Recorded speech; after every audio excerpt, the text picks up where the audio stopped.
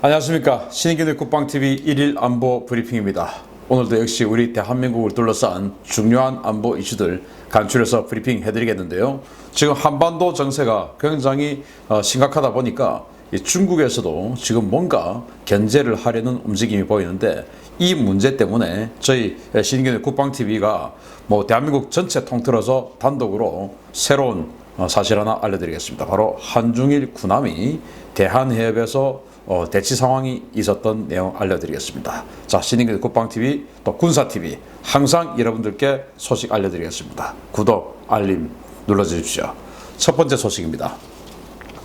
북한이 서부전선 일대에서 뭔가 꾸미는 것이 아닌지 우려됩니다.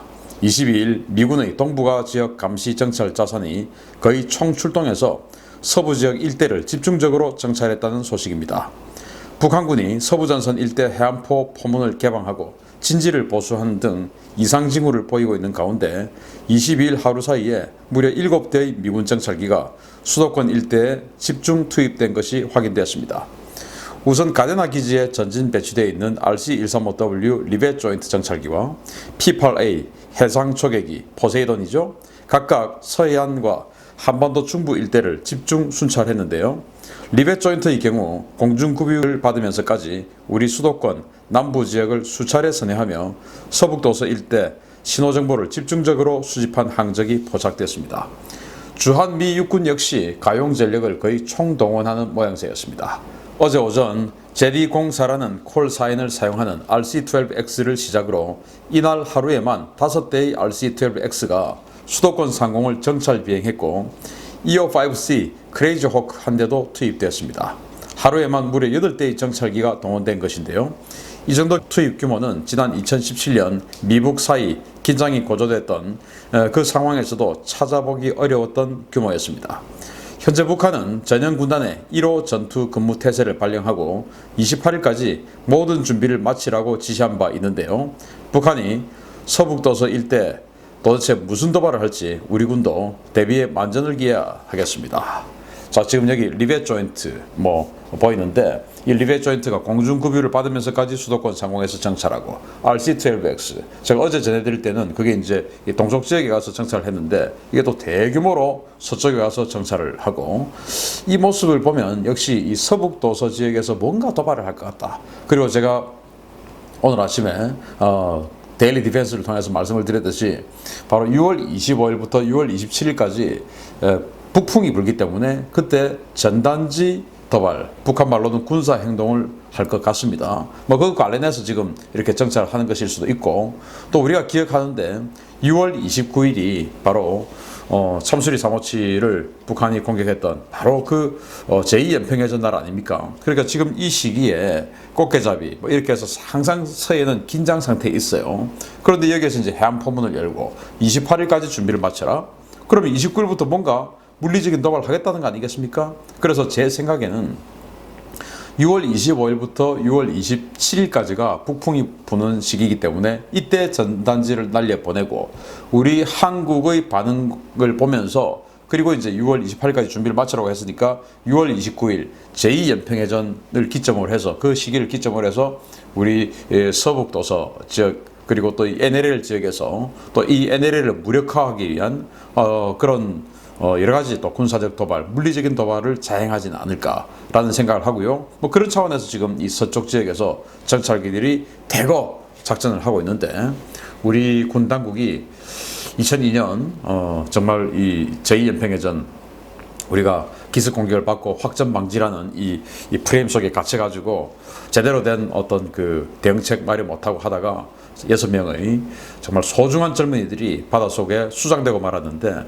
이번에는 결코 그런 소극적인 지침 내리지 말고 적극적으로 우리 장병들 그리고 우리 NLL 사수할 수 있는 그런 지침 내려서 대응 수칙 마련해 주시기 바랍니다. 이함대 사령관님, 그리고 이함대 사령관을 역임했던 해군 참모총장님, 강력한 지침 내려주시기 바랍니다. 두 번째 소식인데요. 자, 저희 신인균의 국방TV 단독 소식입니다. 요즘 북한 때문에 한반도가 시끄러운 가운데 중국이 한반도 전역에 대한 감시정찰 활동에 나섰습니다. 오늘 오전 대한해협에 나타난 중국 군함 때문에 한국과 일본의 군함이 해상에서 대치하는 상황이 발생했다는 소식입니다. 오늘 오전 중국 해군 054A 호위함 한 척이 대한해협에 진입했으며 이로 인해 우리 해군 초계함과 일본 해상자위대 소해함이 긴급 대응에 나서 해상에서 대치하는 상황이 벌어졌습니다. 오늘 오전 8시가 조금 넘는 시각 대한해협에 중국 해군 북해함대 소속의 054A 호위함 리자오 함이 진입했습니다. 리자오 함은 대한해협의 일본 측 영해를 침범해서 동해 진입을 시도했는데요. 중국 군함의 등장에 우리 해군 포항급 초계함 광명함과 일본 해상자위대 소해함 우쿠시마가 경고방송을 송출하며 대치하는 상황이 발생했습니다. 일본 우쿠시마함은 국제공용통신망으로 리자오함의 일본 영해 침범 사실을 고지하고 퇴거를 요구했고 우리 측 광명함은 서쪽으로 더 접근하면 우리 영해를 침범하는 것이니까 더 이상 함수를 좌현으로 틀지 말라고 경고했습니다.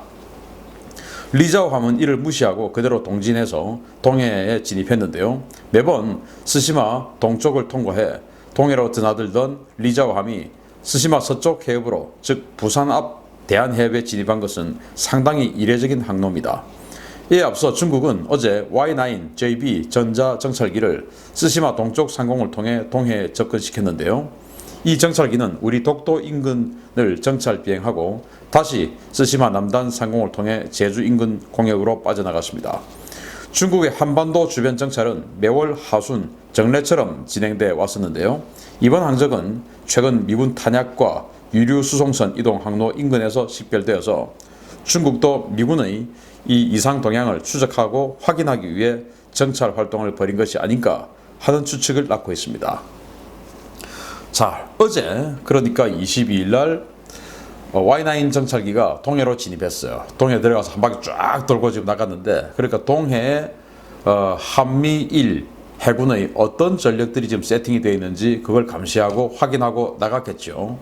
그리고 지금 이제 여기 보시는 이 리자오함이 북해함대 소속이에요. 지금 이제 우리 부산 앞바다를 통해서 오늘 아침에 지금 동해로 들어갔습니다. 6월 23일 아침에 동해로 들어갔는데 여러분들 뭐 우리 신의균대 국방TV를 자주 보신 분들 기억하실 거예요.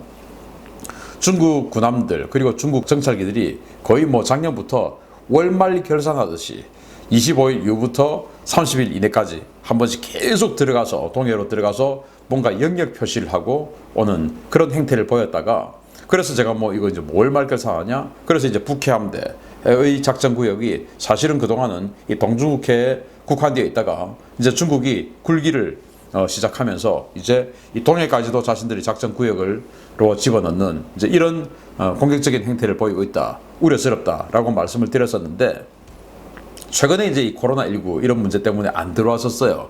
4월 달에도 안 들어오고 5월에도 안 왔던 것으로 저는 알고 있습니다. 그런데 지금 6월에 지금 왔는데 이 그 스시마섬 즉 대마도를 기점으로 해서 이 대한해협은 대마도를 기점으로 해서 부산까지가 더 사이가 좁습니다. 한 40여 킬로 돼요. 그리고 대마도 스시마섬을 기점으로 해서 일본 큐슈까지는 한 60여 킬로 됩니다. 그러니까 영해라고 하는 것이 한 22킬로 되지 않습니까? 그래서 이 부산 앞바다 이 대한해협으로 들어오면 자칫 잘못하면 한국이든 일본의 영해를 침범하게 돼요.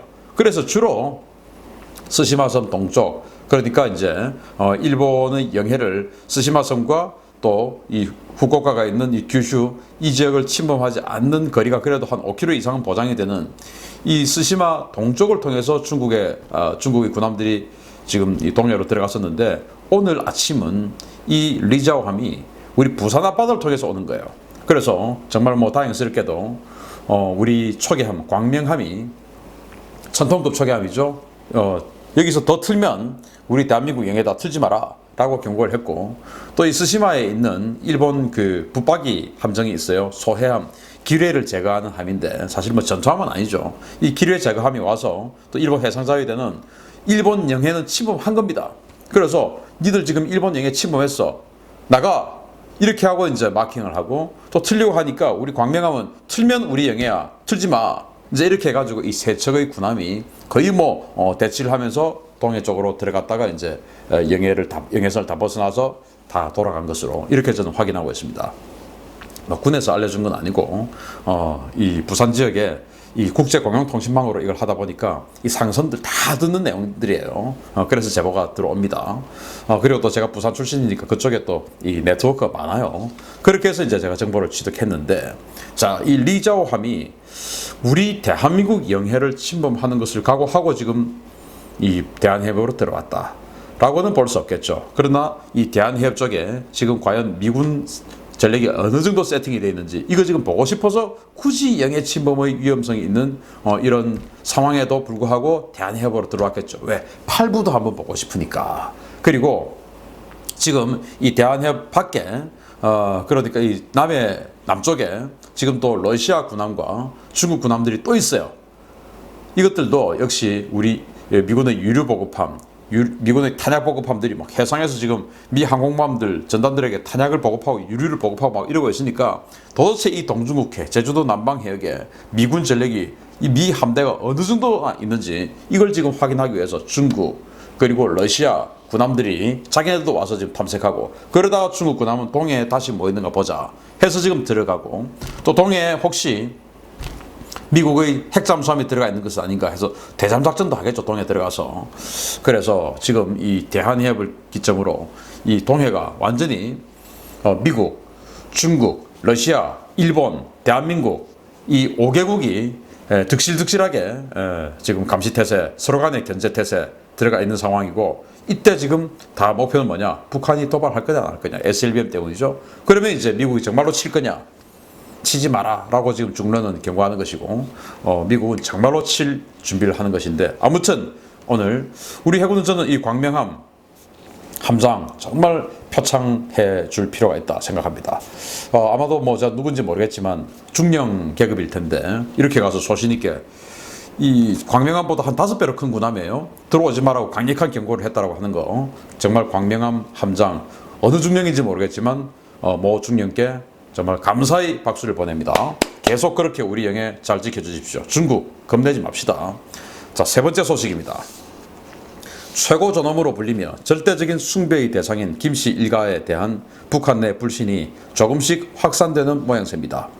북한군 지휘관이 김정일의 본명과 출생의 진실에 대해 이야기하고 다녔다가 체포되어서 총살됐다는 소식입니다.